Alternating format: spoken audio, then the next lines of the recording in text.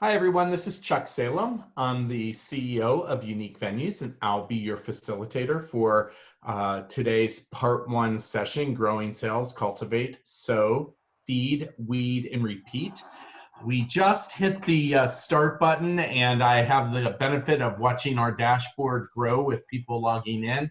So I'm going to wait until that number stabilizes a little bit before I get started going through the slides. I also want to let you know that our Director of Research, Education, and Consulting, Joel Hoff, is with us as well today. He will be checking the Q&A section of the dashboard. So when you're logged in, you can see a Q&A. If you have any questions, simply click there and pose your questions, and Joel will be watching for those and letting me know every so often when we have a question so that I can go ahead and answer. We have nearly 100 people registered for today's webinar. I think that's a record for us, considering the fact that we actually can only take 100 webinar participants, so it actually may have gone even higher than that. I do want to let you know that we are recording today's session. So some of the screens sometimes are hard to read, but when you get the recording, you'll be able to expand those on your screen. The recording actually will be uploaded to the Unique Venues Learning Lab that you can access through logging into your Unique Venues account and dashboard. I know we have a couple guests on today who are not member venues of Unique Venues, but hopefully we'll consider being one in the future. For those of you who are not members of Unique Venues and we've invited you to be here today, you can email Joel Hoff at Joel, Joel, at uniquevenues.com for a link to the recording. All right, let's go ahead and get started. And as we had indicated in the marketing for this program, this is a two-part webinar series. The second will be held in March of this year to help you with some sales training. We're real excited to present this today. We've done sales training for people who are very well-seasoned salespeople and have years of experience and sell millions of dollars worth of new business every year. We have people on here that are brand new to sales and everything in between. So bear with us. Some things may seem basic. Some things may seem a little bit advanced, but we are trying to cover all of the bases for all of the people on here today. All right, so the theme of this sales training is growing sales, cultivate, sow, feed, weed, repeat. So when I was trying to think of some kind of a theme that I wanted to follow in this presentation, I started thinking about that of growing crops, that of farming, and for good reason. And I think that will come to light as we go through the presentation. So the very first thing that I want to bring to everyone's attention is really just like a farmer needs to understand the seasons for growing, it's important for us to understand the seasons of marketing and sales. We are taking the first approach under awareness. We want to consider that there's tens of thousands, hundreds of thousands, depending upon what type of venue you are, millions, depending upon what location you're in, of potential clients who don't know about you, who don't understand that you exist, that you're even an option for them to consider when they're looking to book a venue for their conference, their meeting, their life event, their party, whatever it may be. So part of this process is recognizing and understanding that first and foremost, you have to be able to provide awareness to potential clients. The more awareness you build, the more potential you have. After you build awareness that you're an option in the marketplace for people looking to book a venue, you also want to be able to provide them with knowledge and information that can help them know as much as they possibly can about the ins, outs, and roundabouts of holding a meeting, conference, event, or whatever gathering it may be in your venue. And we're going to talk about some of the ways that you can do that. Well, they can know that you exist, they can understand your product, but if you don't have good engagement tools for them to engage with you and your product, then you're most likely going to lose out to a competing venue who does have strong engagement. We're going to talk about engagement in today's program as well. And the whole point of engagement, of building this awareness and growing their knowledge about your venue and engaging with potential clients, is to get them to make the ultimate commitment. That's conversion. To go ahead and sign that contract, get a proposal from you and sign that contract and book their event with you. But it doesn't stop there, because the last season that we want to talk about is building loyalty. You know, they say it takes 80% more work to get a new client than it does to keep an existing client. And so what we want to do is, once you convert your clients, we want them to have such an outstanding experience that if they can possibly ever hold an event or gathering with you again, that they are going to become loyal clients of yours, not only through booking more events with you, but through spreading the word and evangelizing about what an awesome place your venue is and what an awesome team your team is and what an awesome salesperson you are. So those are, you know, throughout today's discussion, those are the seasons of marketing and sales that we're going to talk about. Now, some of the people on today's program focus more on marketing and sales, and other people on the program focus more on sales than marketing, and some of you have a dual purpose, both marketing and sales. So before we go on, I think it's really important to understand the real difference between marketing and sales. I always try to think of it as, I have to move away from my farming. I'm not a farmer, so I don't really, can't really think of the right parallels for this. So I'm going to go to a whole different kind of example. And that is, for me, I always think of it this way. Marketing builds the weapons for sales to fight the fight. So always try to remember that when we're talking about all of these different processes that we're going to go through over the next several slides and in today's workshop, that marketing builds the weapons for sales to fight the fight. In other words, the marketing team builds a lot of your foundational products for outreach, things like your website, things like brochures that we're going to talk about. Sales are the people that kind of pick up all of these tools that have been developed, and they bring them to life and take them from being one-dimensional to three-dimensional. Okay? So let's talk about cultivating. So cultivating new potential clients. What are some ways that you can do that? I have some very, now one of the things I want to tell you is that I have things on slides here, and when we were practicing, we recognized that the slides, in some cases, the print was a little bit small on the examples in order to get them on a slide. So please bear with me as I jump from in and out of the actual PowerPoint presentation, because I would prefer to show you examples that are more readable for you as you're sitting there. But recognize that when you look at the recording of the program, the examples that I'm going to be showing you, there are slides for that in the presentation for you to refer to.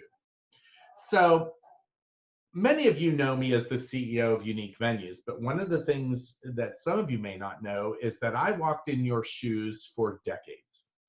My job was to build, grow, sustain, escalate, whatever you want to think, whatever terms you want to use, business for a conference and event venue at a university in, let's just put it this way, in the middle of nowhere, Pennsylvania. And that's how I became involved in marketing. That's how I started to build and develop some of the strategies that I want to share with you, because every product has its challenges. There is no perfect soil. There is no perfect crop. There is no perfect farm. Every single one of us has our challenges. My challenge was location. I had a beautiful facility and a beautiful location once you got there, but I had all kinds of barriers to my success from a perception standpoint. And so I had to work really hard to overcome the misperceptions and the prejudgments about my location, because I was in an old industrial city that had a very high unemployment rate, and while it was in a beautiful area, I had to overcome all of those objections. I had to proactively overcome those. So I had to be a very, very aggressive salesperson just because of those liabilities. Now, some of you are in fantastic locations and you might have people coming to you in a really, really fluid pipeline. And to you, I say kudos, but you're going to have your own liabilities that you have to overcome. Because, you know, one of the things that happens for the opposite type of venue where I was at is that there's probably 200 other really wonderful venues. And so your competition is higher. My struggle was getting people to consider us. Your hurdle to overcome is how to get them to pick you when there are so many choices in a desirable location. But anyway, so I want to give you some sales tools to consider when you're cultivating for new potential clients. You should always be building a really strong database of potential clients to reach out to.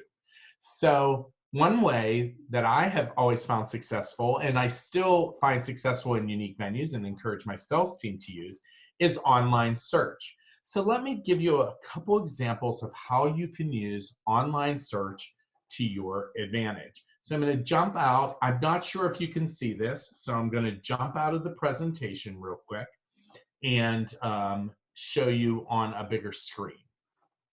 So first is online search for directories. So I just started looking and doing some searches for a few different types of business lines that I might find attractive to reach out to. So I'm located in the state of Virginia, so I did a search for, I just typed in a search for Virginia nonprofits, and I came upon a website, connectva.org nonprofit directory. And what I found when I came here was this great tool where I can search all organizations and programs, or I can find keywords. Now, I worked at a university, so for me, I was like, well, the more youth I could bring, the better. So I looked and I saw all different types of youth-based types of nonprofit organizations, and I did a search for youth development and citizenship. And I have 119 pages of youth-based citizenship organizations located doing business in the state of Virginia. And I'm able to click through them and get more information. So now, I know what you're thinking right now. You're thinking, right, Chuck, this is great. I do not have time to go through 119 pages. It doesn't matter whether you are working at a university or you're working at a restaurant or a movie theater or a museum. There are lots of students at local universities who are always looking for meaningful experiences, work experiences through internships. And I found this to be, and we still at Unique Venues, we do this, that we have several interns who work with us who do a lot of our cultivating work for us. So so you want to always think about what's the ROI on the time that you're going to put in. And this is not to put a dollar value on the importance of an intern, but the truth of the matter is, if you take your salary versus an unpaid intern, because many of them are free services, for them to be able to find the people for you to sell to, it's a fantastic return on your investment of working with these interns. And so what you could do is provide some structure and some training for them to recognize what to look for in directories such as this and start to collect information, even if you don't have a database, into a spreadsheet of some of the information that you might want to gather about an organization, okay? I did another search. This is, I went further into great nonprofits, and you're going to be able to find these. There are similar searches in Canada as well. And so greatnonprofits.org, it's free. You don't have to pay to use this, but over here, you've got all kinds of great topics and areas from an issue standpoint for nonprofits that you can search in. You can then narrow it down to a location. So I can find nonprofits in Oklahoma City, Oklahoma, search, and I'm going to get my results. And these are all of the organizations that are nonprofits that are based in Oklahoma City. So you can broaden your search geographically however you want, and you can target different issues that maybe are most relevant for or in alignment with your venue or what you want to do. Maybe you're looking for corporate trainings. Maybe you're looking for people who are corporate training conferences. So I did a search for that, and I was able to find training industry conferences and expos. Here's Training 2019 Conference and Expos. I found a really great one here. I'm trying to see, there was a directory of top training and conferences in, let's see if this is it. This was not it. There is, I might have pulled up the wrong one, and I apologize for that. Oh, here it is. Top e-learning conferences to attend in 2020. So things like this, you can start to look at them and go to their sites and see, where did they meet? What are they doing?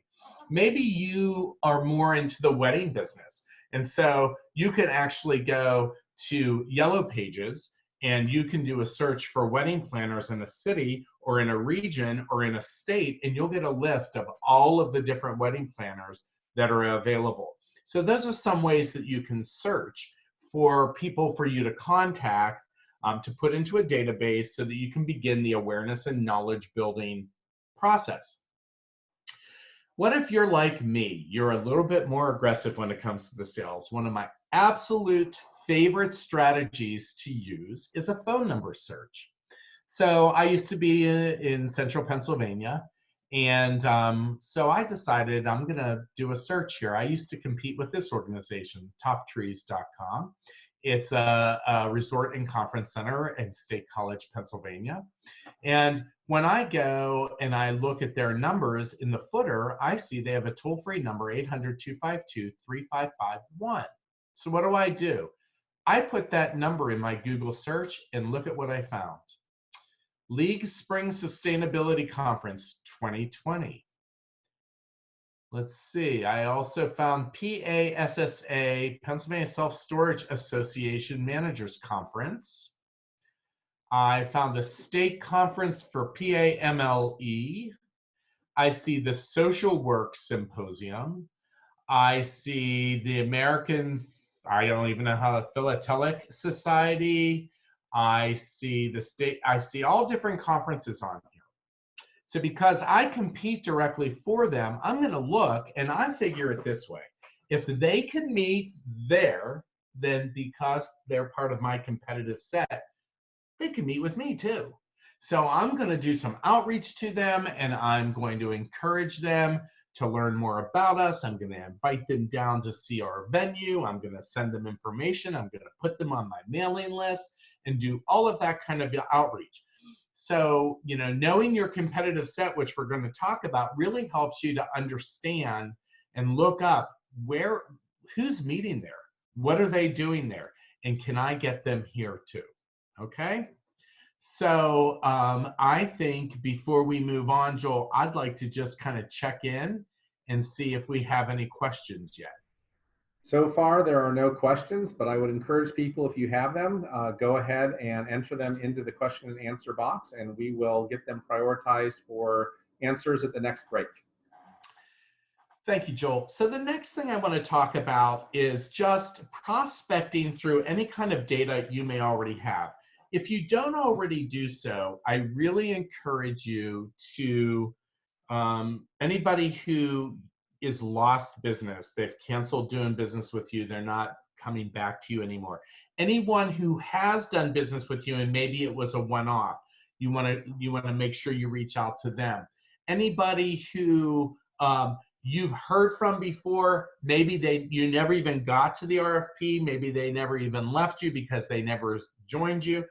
All of these people should be in a database so that you can continue to do outreach with them and interact with them in meaningful ways. So I would hope that you have that, but if you don't have that, I encourage you, even if it's something as simple as a spreadsheet in Excel, that you're able to then sort based upon location, based upon, you know, zip code, whatever it may be, based upon their former status, whether it's a, you know, someone who was a lost business, somebody who was never booked, somebody who was a past client, so that you can reach out to them in ways that are very targeted. Okay, so I do encourage you to have a good, hearty prospect database. I like referrals. My competitors in Pennsylvania and I had very friendly competition. In fact, we used to do sales calls to one another because our relationship. So if it comes down to me or my competitor getting the business, I want it to be me, of course. But maybe I'm booked. Maybe there is nothing I can do. By the way, side note in the sales process, anytime somebody gives you dates, don't tell them we're not available and then end it. Say, unfortunately, another group is booked at that point. That says something. It's like, you know, if you ask somebody to go to the prom and they say, I don't want to go to the prom with you, or I can't go to the prom, or I'm not available to go to the prom, that leaves you kind of wondering, like, is there something wrong with me, or is there something wrong with the venue? But if you say, oh, I'm already going to the prom with somebody, then that makes it sound like, you know, I mean, hey, somebody desired to already go with me. It's the same thing with your venue, with your business. And sadly, we see some responses to RFPs that people will copy us on, where they just simply say to a potential client, unfortunately, we're not available those days. And the venue makes the mistake of ending the sales process with the client rather than the client making that decision. What I always encourage and what I have always done was offered alternative dates and incentives to use those dates. So if you have dates around those or different day patterns or date patterns than what they're looking at, it never hurts to suggest those. But let's say you've done that and they just aren't flexible. I would rather, from an economic impact perspective, see that those dollars in that group coming to my community than going somewhere else.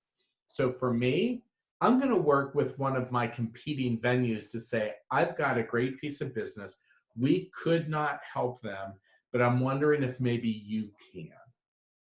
And, you know, say I'd like to make a bridge connect or a bridge between you and that venue. Now you notice I'm suggesting contacting the competing venue as another venue. I'm not suggesting saying to that planner, you might want to check out the conference center so-and-so down the road 3 miles, because you know they're not going to give you credit for the referral. Most likely they're going to get caught up in looking for a site. And that competing venue may never know that it was through your partnership with them, unintended partnership with them, or intended partnership with them that you referred them. So I say contact the venue, say, are you available these dates? I've got a group that you're unable to accommodate. I'd love to see them keep their business in the city. Are you available? If they say no, don't give them the lead. If they say, yeah, I'm looking, we do have some capabilities, then you send an email introducing the competing property with the planner. That way, in both of their minds, they know that you're the one who helped them to solve the problem of finding a venue, even though you couldn't help them. But another way to develop a good referral system, in my mind, is to develop a set of like venues throughout either the region or regions or nationally. It just depends on your scope. If you are a local venue that really focuses on life events and parties and celebrations and weddings, know how far out your region goes and develop a set of same quality venues that you can develop a referral circuit with, and develop a memorandum of understanding as to how each of you will interact with one another when it comes to referrals. Maybe you're more broad-based. Maybe you're New England-based. Maybe you're Eastern Canada-based. Maybe you're Southern California-based, so your geographic region pushes out further than just a 25-mile radius of the city you're in. Find similar like venues of same quality that you are willing to refer someone to and develop a referral system with them. Maybe you're international, maybe you're national. Again, develop a referral system with those venues as well. A lot of business can't be repeat, and that's the business you want to refer to people. So let me give you an example.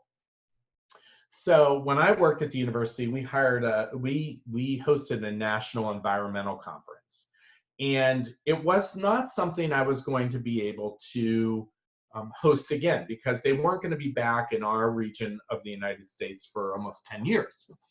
So even though it was national in scope, they traveled all around. So in an example like that, I might want to understand what their regions are and try to connect that group with 10 venues that I know would do a really great job, that were similar in quality to my venue, and refer them to there with the hopes that those venues in kind will do the same.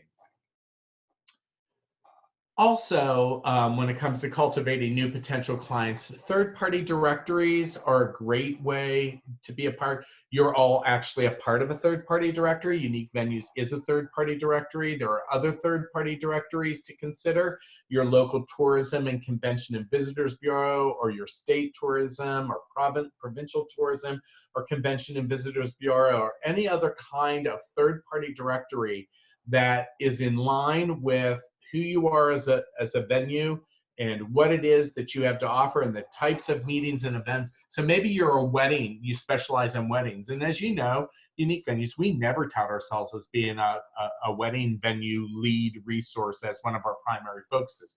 While we do that, that's just, we're not Wedding Wire, but maybe that's what you want in addition to some of the corporate meetings and events we send your way. Then you would want to get on a third-party directory that offers wedding leads to you. So those are ways. Third-party directories are a good thing, and let me tell you why they're a good thing. I'm gonna jump out again, and I'm gonna demonstrate to you why they're a good thing.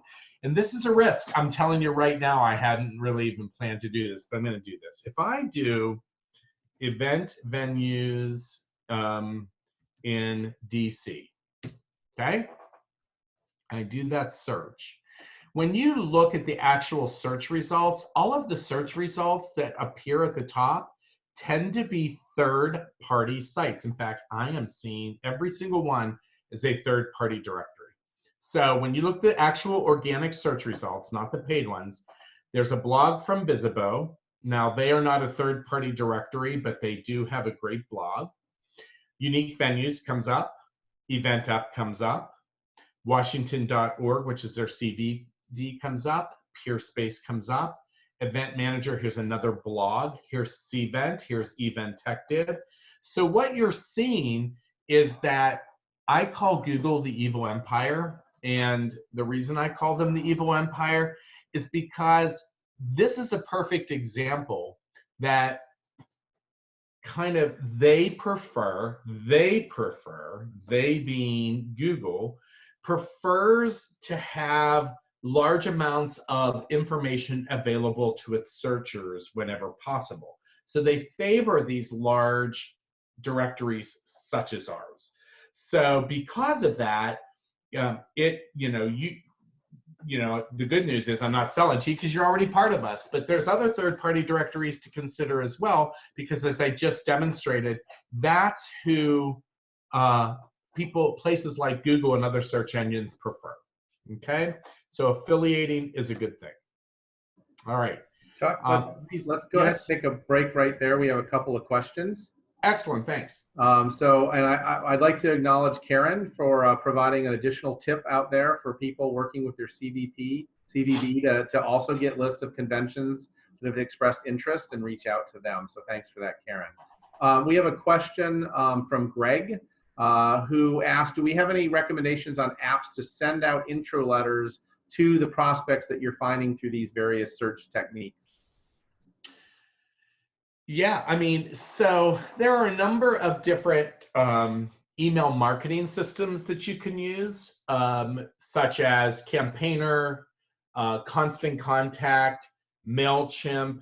And so you can have information in those. Everybody thinks those systems are simply for mass mailing, but they're not necessarily simply for mass mailing. You can use those for one-off, and so you can have nicely stylized introductory emails to send to people to introduce people to your product. In a little while, I'm going to show you how to use your CRM as well, Greg and everyone else, because we use our CRM to send out all of that introductory information. And there's ways to do that that are both attractive and provide links and are interactive that encourage further engagement. So for me, those are the best two things. We're also going to talk about, maybe you get to the point of sending someone a proposal or an initial estimate.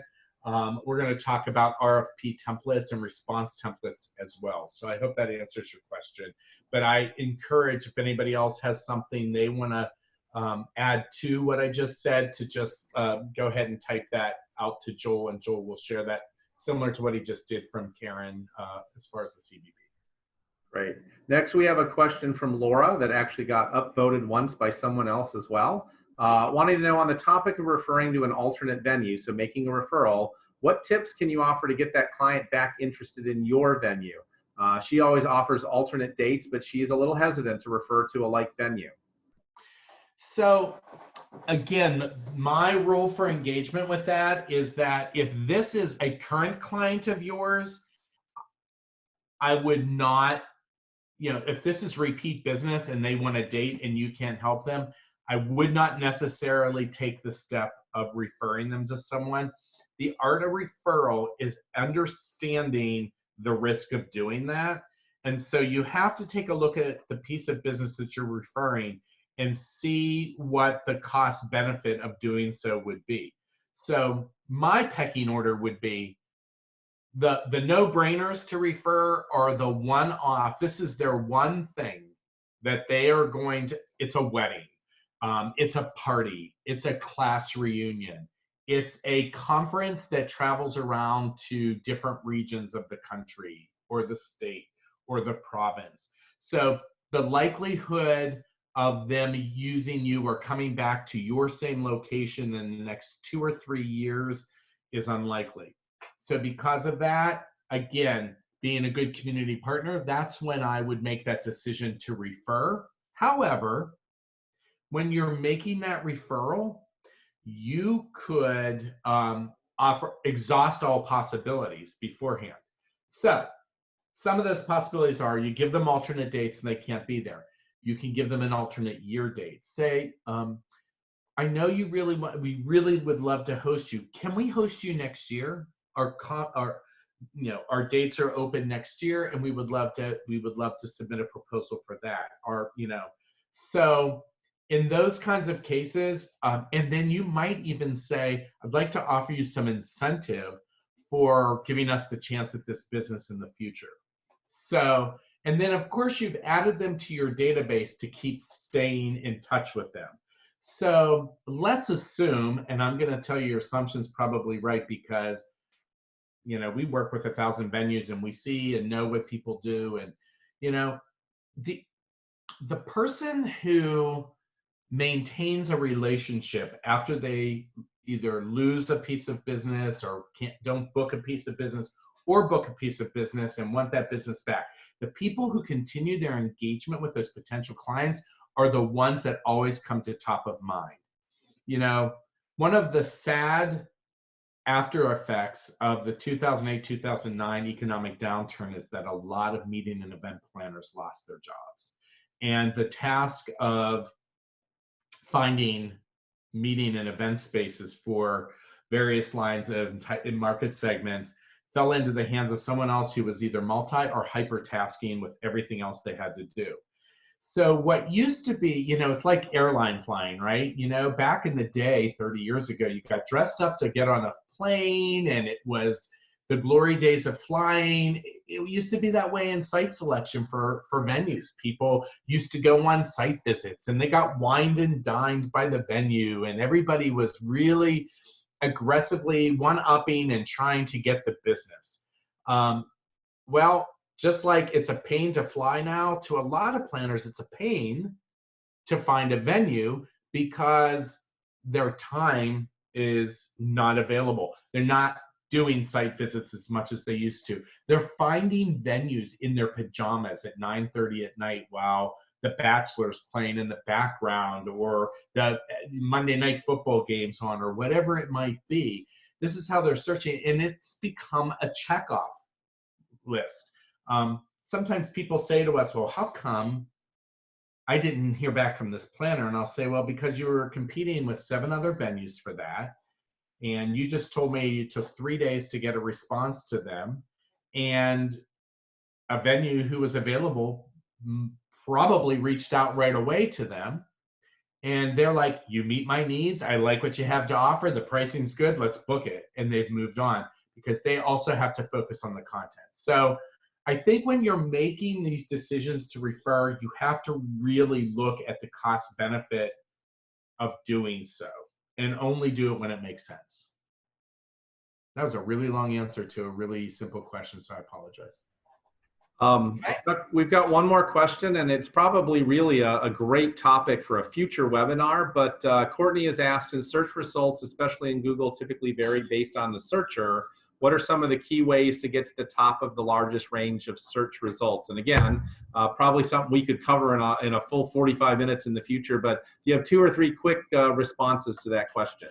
So actually, it's all about your website, to be honest. It's all about your website and your website architecture and the terms that you use in your website, and all of your content marketing. So there is actually some discussion on that in one of the upcoming slides. Great. No further open questions. Okay, let's scoot there then. These are some of the things that I had shown you before. All right, so as far as further ways to cultivate new potential clients, any kind of personal contact. Whenever you're hiring someone to do sales, it's always good to have someone on your side who is connected. Perfect example. As far as Unique Venues goes, we just brought Corey back. Corey had been working at NACIS and has thousands of connections in higher education-based revenue-generating departments. And so he's come back to work for us, and it was a smart choice on our part because he's highly connected. It's always nice to be able to say, you know what, I'm going to call these people because they know them. So always kind of developing a list of personal contacts. And of course, the best way to develop a list of personal contacts is to network, get involved in industry-based organizations, attend events, host events, serve on committees as volunteers. That's how you build your business. People do business with people more than they do business with a place. And so the more you get out there, the better it is for you. Now, maybe you're a one-person team. If that's the case, then you want to pick that one association, organization, or professional affiliation that's going to give you the best connectivity to people who will most likely do business with you. So maybe that's your local professional conference, PCMA chapter. Maybe it's maybe you're a government building, so your local government meeting professionals chapter. Maybe it's weddings. Maybe whatever it is. You want to find that local group that you can connect with so that you can network with them and start to build your contacts, okay? Trade shows and events. So this is a tricky one for me because in all honesty, Unique Venues has drastically reduced the number of trade shows and events that we attend because of the, just kind of gauging your ROI. So you always want to be able to understand what your return on investment is for any trade show that you're attending. On average, you can look at from a local trade show, you're probably looking at spending around $1,500. A regional trade show that you don't have to pay for flights to get to, you're probably looking at about $3,000 to $4,000. And trade shows that have a wider presence, you're looking anywhere from $7,000 to $12,000 or beyond to attend those. And so if you use any kind of American Marketing Association standards to track your ROI on a trade show or event, you want to have a minimum of 10 times your spend ROI. So if you're spending $10,000 to go, you should hope to book $100,000 out of that in order for it to be a worthwhile investment based upon American Marketing Association standards. And the reason, but there are lots of reasons to go to trade shows. And we go back to the different seasons of sales. To be honest, Unique Venues, we now take the strategy that we don't use trade shows and events so much to gain new business, to build awareness or knowledge. Because when you're in a room with 250 other or 300 other businesses, they just don't remember. They're not going to recall.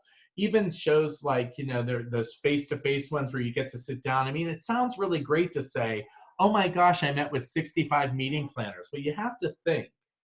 Those 65 meeting planners didn't just sit down face-to-face with you for 5 minutes.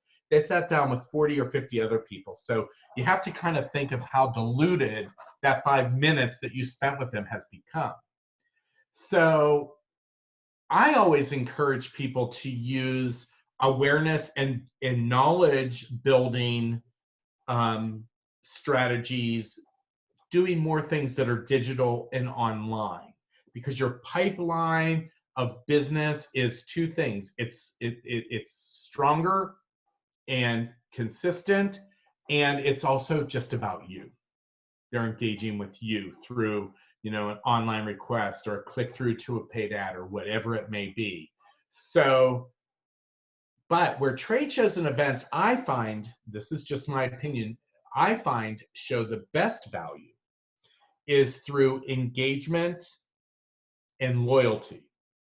So all of those things that take people across the goal line, or, selling to them and interacting with them and saying, let's sit down and have some coffee at this conference. I noticed you're going to be there. Let's just sit down and let's talk about, the proposal I sent. That's, I'd like to buy you coffee. It's not going to happen in the 1 minute when they pass your booth.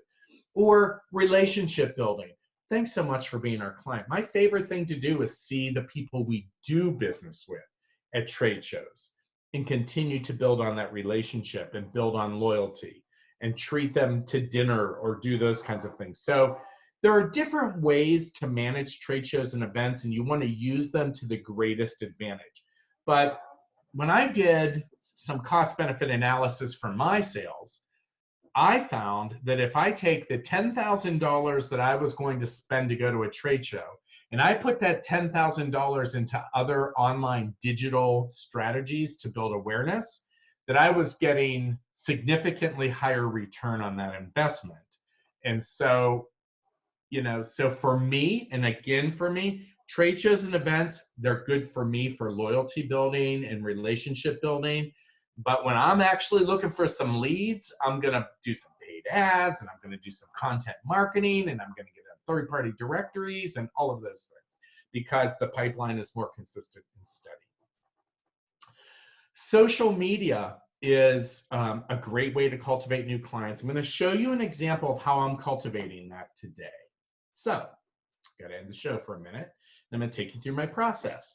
So one of the things I'm responsible for at Unique Venues is to help grow our group client base. So we've all different kinds of people in the company, but I tend to be the one that goes out and meets with these venues that might have 20 locations throughout Canada, or 30 locations in New England, or whatever it may be.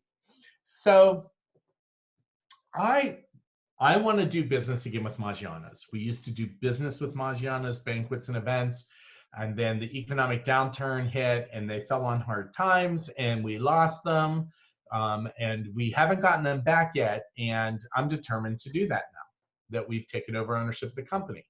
So I needed to know who's the best person for me to reach out to. So I did a search, and my search was, let me go back to what my search term was. I searched for director of marketing for Maggiano's. When I saw, I looked at the results and I saw Maggianos.com. I clicked on this one, and I get an article, an interview from late 2019, so it's fairly recent, with Kimberly Turman. And I see that she's a senior account executive at Champion. And I almost left it because I'm thinking, oh, they must be a client. But then I'm like, I'm going to read on. And I say, oh, they lead the Maggiano's PR term. What does that mean? And then I kept reading about, and what I learned is that through reading this, that Maggiano's outsources their marketing to an external firm. And that external firm is Champion, and that is led by Kimberly Turman. So I then went to LinkedIn and I searched for Kimberly Turman, who is a senior account executive and social media strategist at Champion Management. Now, my next step is I'm going to send a request to link to her and message her and tell her, hey, I'm going to be in Dallas in a couple weeks. I'd love just a few minutes of your time to reach out and speak with you. I also looked up Champion Management, which is their company, on Facebook. So I'm going to follow them right now. So I'm going to do that. And I can continue to look for other ways to engage socially. And if I find 50 people that I want to do that with to start with, I mean, maybe you set the goal that every day I'm going to go to my database of former clients, of potential clients that we maybe never got to book, people we lost. Each day I'm going to pick 2 or 3 of them and I'm going to engage socially with them. I'm going to follow them on LinkedIn or a request to link to them. I'm going to follow them on Facebook. I'm going to follow them on Twitter or Instagram, whatever it is. Because social tools are important to selling, okay? And to be honest, that's a whole webinar in and of itself that we could provide for you. So, and I think we're kind of dedicated to putting some social sales and marketing webinars together for you as time goes on, okay? So that just shows you an example of how I use this to work for me.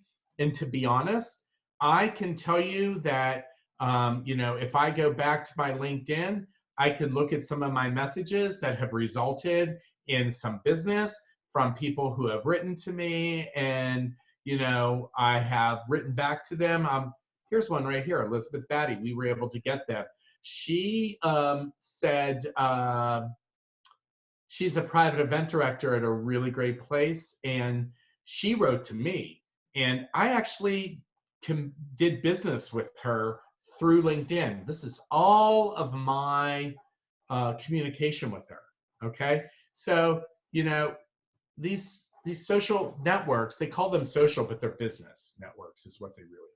Okay, and use them to your advantage that way. All right. There is a lot more to talk about than I ever realized, and I hope I can do this all in 2 parts. Also, purchasing list access. Now, here's what I would say. Lists are very expensive, and if you ever negotiate to buy a list from any company, part of your negotiations should be, what will be my refund on bounce backs? Always ask that. If we buy a list, I'm going to tell you, we did it. We bought it from a very reputable company, and 500, 150 bounce back, and we had already made the arrangement. What do I get if these bounce back? So it's really important to know if you're going to buy list access. There's so many other things that you can do that we've just gone over that I would focus on those. All right. I am going to skip this because I'm going to stick with the slide about the website, okay? I have to find, where did I put that slide? Here you go. So when we talked about the website, and for those of you who really, really want to excel your presence online. Okay, so we all know that having an online presence is like oxygen.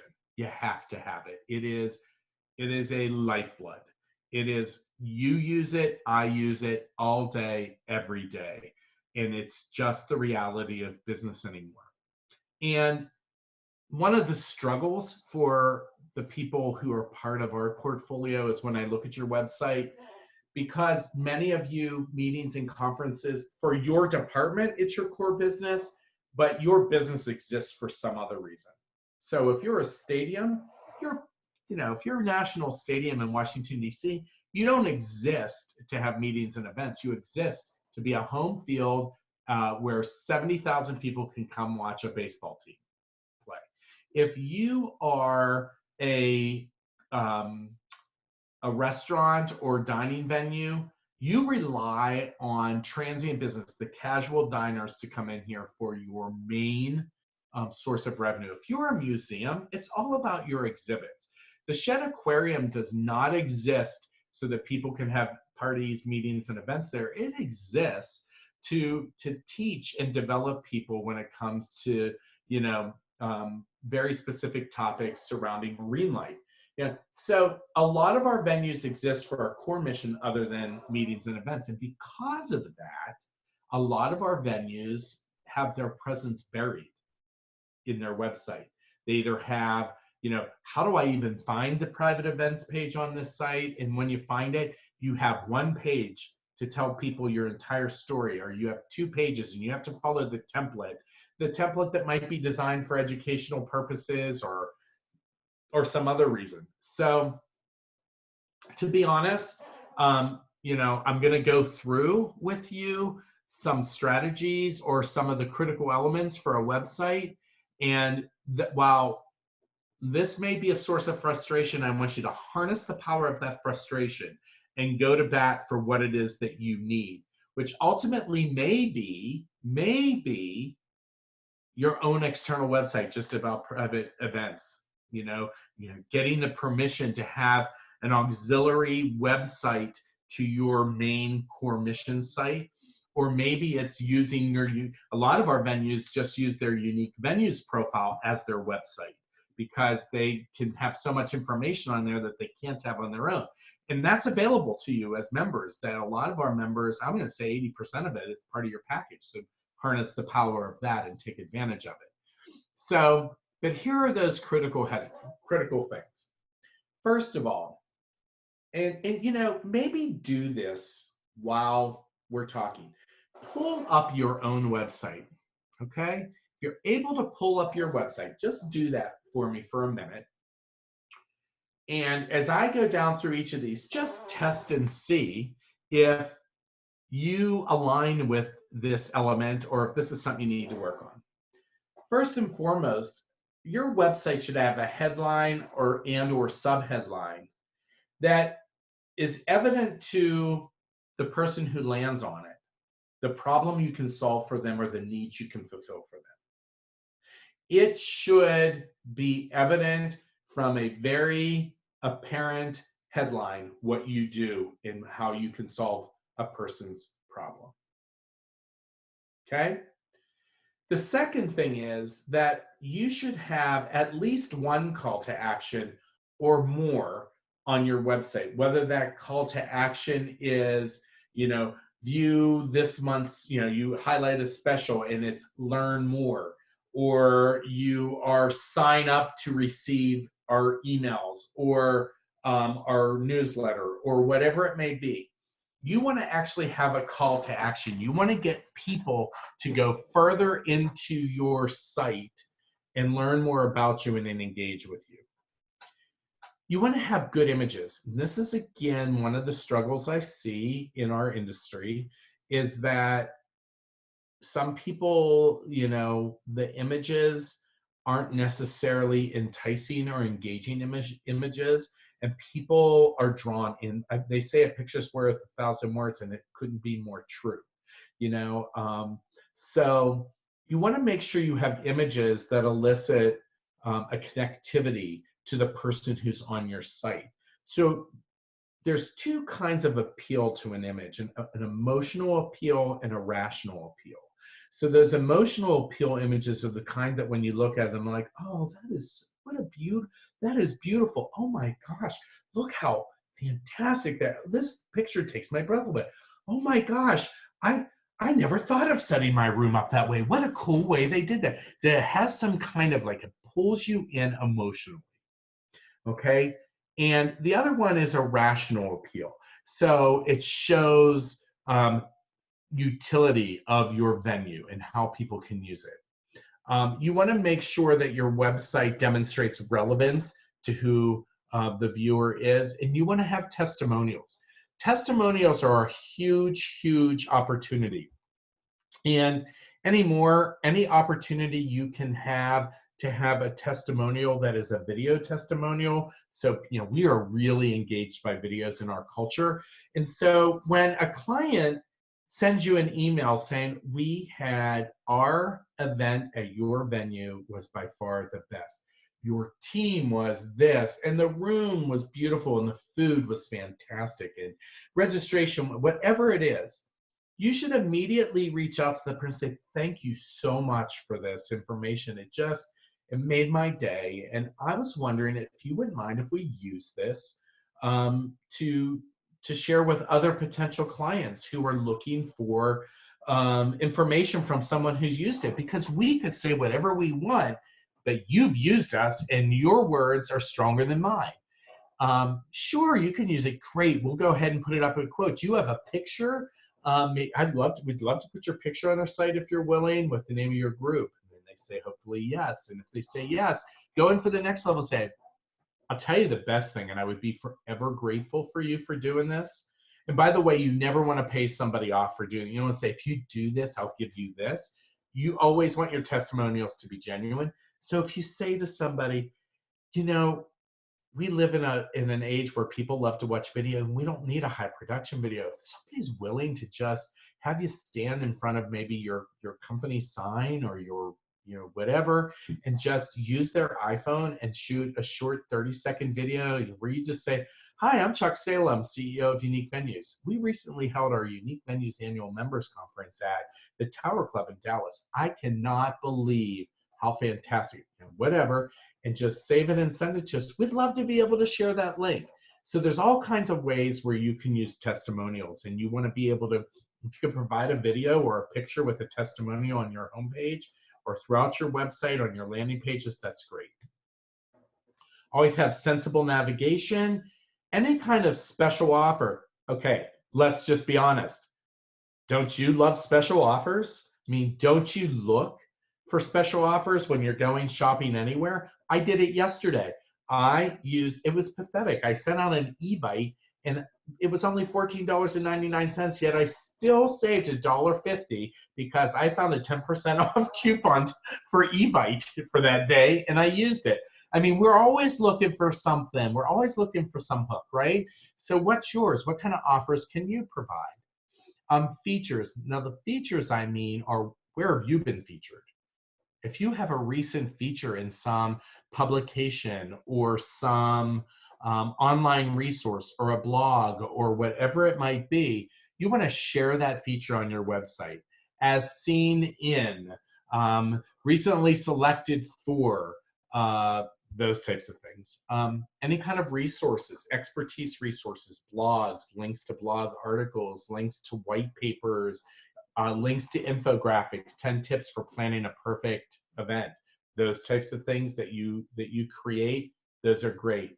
And all of your successes. We recently just hosted the following event or whatever it might be. So you want to make sure you share those. Now, we don't have the time today to go into how many of you actually were able to hit and were able to check off a lot of those things, but that's what you want to strive for. You want to strive to do that. So we have already spent an hour together. And so we unfortunately have to wait for our next time together to continue this discussion. Our next discussion, part 2, is scheduled for March 24th at 3 p.m. Eastern. make sure you register for it. Watch for some of you, Joel, I don't know, were they able to register for both of them at the same time or just one? No, just one. So we'll be sending out the promotional materials for the next one. I think it's actually at 2 p.m. Eastern, but when you get the push from Unique Venues with the information to sign up, it'll have the correct time on there as to exactly when it is. Joel, any closing questions before we go? Nope, there are no open questions at this time. We hope that you found today's webinar helpful. Spread the word. I think we maxed out at 100. Is that correct, Joel? We had over 100 registrations. We maxed out at 66 attendees at one point today. Yep. So that was the maximum who actually showed up for out of the 100 who were registered, but we do encourage you to register early. So thank you so much, everyone. Stay unique and let's grow your business. Thanks, everyone. Bye-bye. Bye-bye.